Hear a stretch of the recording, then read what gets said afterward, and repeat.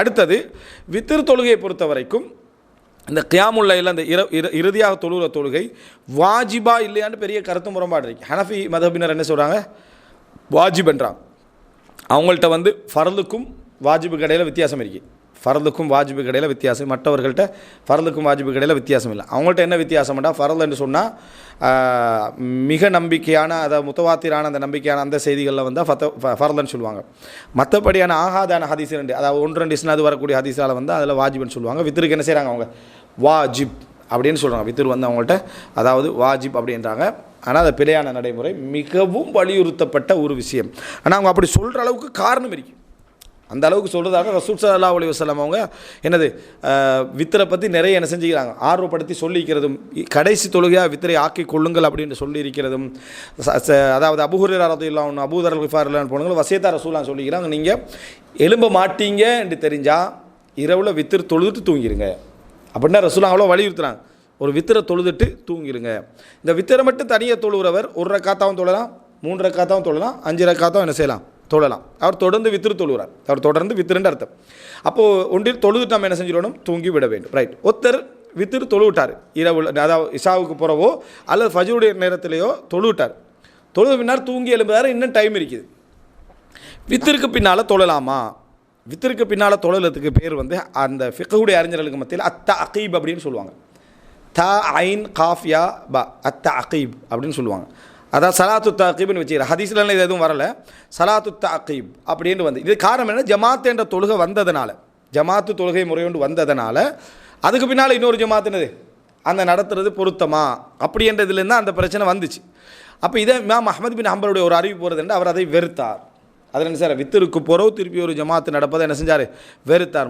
முடிஞ்சது தான், அதை வெறுத்தார் அப்படின்ற செய்தி வருது. அனஸ்ரலாம் வழியாக வந்து வெறுத்தார்னு அனுமதிச்சார் அப்படிலாம் செய்தி வருது. ஆனால் அதில் இதுலேயும் வந்து வீட்டில் ஒரு மனிதர் தனியாக தொழுகிறதுக்கு வெறுத்தார்னு எந்த சப்ஜெக்டும் இல்லை. வீட்டில் ஒரு மனிதர் வித்திருக்கு போகிற தொழுகிறதுக்கு வெறுத்தார்னு எந்த சப்ஜெக்டும் அதில் இல்லை. இருந்தாலும் கூட அதாவது இந்த ஜமாத்துக்கு பின்னால் இன்னொரு ஜமாத்து தராவி நடக்கிறத வெறுத்தார்கள் அப்படின்றது என்ன செய்கிறோம், நம்ம பார்க்குறோம். அந்த நடைமுறையை தவிர்த்துறோம். ஏன்னா சிலர் என்ன செய்கிறேன்னா, ஆரம்பத்தில் 11 இவங்க தொழுது விட்டு பேத்துறது, அல்லது ஆரம்பத்தில் 23 இவங்க தொழுதுறது, 11 தொழுகிறவங்களுக்கு நீங்கள் நைட்டில் வந்து என்ன செஞ்சீங்க 11 தொழுதுங்க. இது அவ்வளோ பொருத்தமான நடைமுறை. ஒரு பள்ளியில் 11 தொழுனா 11 தொழுங்க வணங்கிட்ட. 23 நீங்கள் 23 பிதாத், அவங்க 23 சரியான 21 அது முடிச்சிடும். அதுக்குள்ளே போய் நம்ம என்ன செய்யக்கூடாது, இன்னொரு பிதாத்தை நம்ம உருவாக்கி விடக்கூடாது. இந்த அடிப்படையில் நம்ம பார்த்தீங்கன்னா தஅகீப் பண்ணுறாங்க. ரசூல் ஸல்லல்லாஹு அலைஹி வஸல்லம் நடைமுறை நம்ம பார்த்தோம்னு சொன்னால், ரசூல் ஸல்லல்லாஹு அலைஹி வஸல்லம் வித்திருக்கு பின்னால் 2 ரக்காத்துக்கள் தொழுததாக சஹீபுன் ஹுஸைமா முஸ்தத்ரக் ஹாக்கிமில் என்ன செய்து 2 செய்திகள் வருது. அவருடைய தரங்களில் பிரச்சனைக்கு சம்பந்தமாக அதாவது இமாம் இப்னு ஹஜர் அஸ்கலானி ஒரு தனியான ஒரு புத்தகமே எழுதிக்கிறார். வணங்கிட்டா, தனியான புத்தகம் ஒன்று எழுதிய வித்திருபுர தொழுகை சம்பந்தமாக. அப்போ அந்த 2 ரக்காத்து ரசூலுல்லாஹ் தொழுதாங்கன்னு வருது. எனவே மிச்சம் பொருத்தம் என்னடா, ஒருத்தர் வித்திரு தொழுதுட்டார்னா அதுக்கு பின்னால் அவர் எழுப்பினா அவர் இஸ்திக்ஃபார்களில் ஈடுபடுறது, துவா என்னது ஈடுபடுறது, குர்ஆன் ஓதுறது. ஏன்னா அல்லாஹ் தஆலா வபில் அஸ்ஹாரிஹும் யஸ்தக்ஃபிரூன். அதேபோல் என்ன குர்ஆன் அல் ஃபஜ்ரிக்கான மஷ்ஹூதா, ஃபஜ்ரில் ஓதுற குர்ஆன் அல்லாஹ்விடத்தில் சாட்சி சொல்லப்படக்கூடியதாக இருக்குது. ஃபஜ்ரில் சஹருடைய நேரங்கள் அவர்கள் இஸ்திக்ஃபார் செய்யக்கூடியவர்களாக இருப்பார்கள்னா வருது. அப்போ அதில் ஈடுபடுறது மிகவும் பொருத்தமாக என்ன செய்யும் இருக்கும். இல்லை ஒரு தொழுதாகணும்னா ரசூலுல்லாஹ் 2 ரக்காத் தொழுதான அறிவிப்புகள் என்ன செய்து வருது.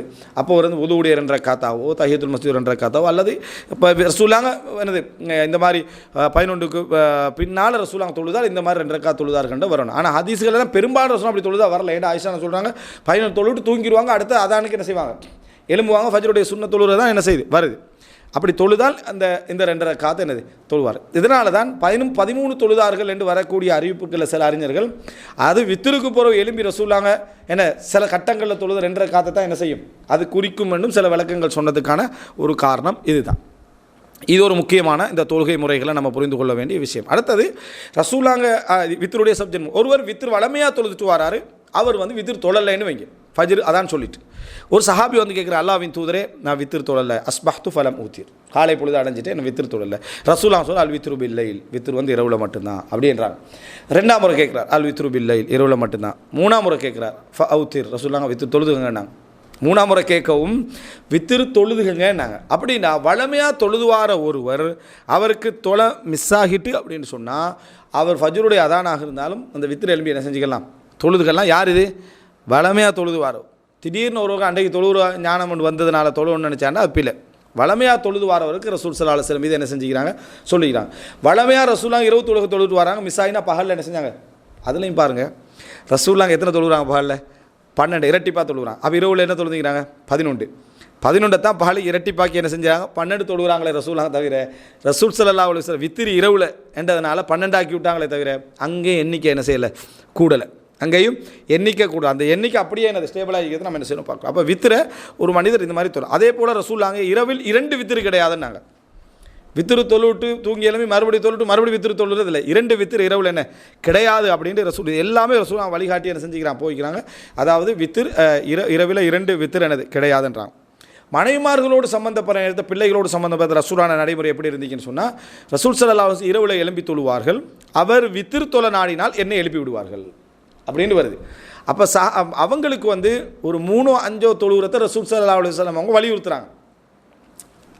வித்திரு தொலை நாடினா என்ன எழுப்பி விடுறாங்கன்னு வருது. அப்போ வித்திருக்கு ரசூல் ஸல்லல்லாஹு அலைஹி வஸல்லம் ஆயிஷா அவங்க என்ன செஞ்சுக்கிறாங்க எழுப்பி விட்டுருக்கிறார்கள். கியாமுல் லைலுக்கு ரசூல் ஸல்லல்லாஹு அலைஹி வஸல்லம் எழுப்பலை, ஆனால் விரும்பினாங்க, அவங்க தொழுதா விரும்பினாங்க. அந்த முடிக்கிற டைமில் 3-5 தொழுதுறோம் டைம் ஆகிட்டு அப்படின்றதுனால மட்டும் என்ன செய்வாங்க ரசூலாங்க எழுப்பி விட்டுருக்கிறார்கள் அப்படின்ற செய்தியை நம்ம என்ன செய்கிறோம் பார்க்குறோம். இதுதான் இரவு தொழுகை சம்பந்தமான அதாவது சுருக்கமான வழிகாட்டல்.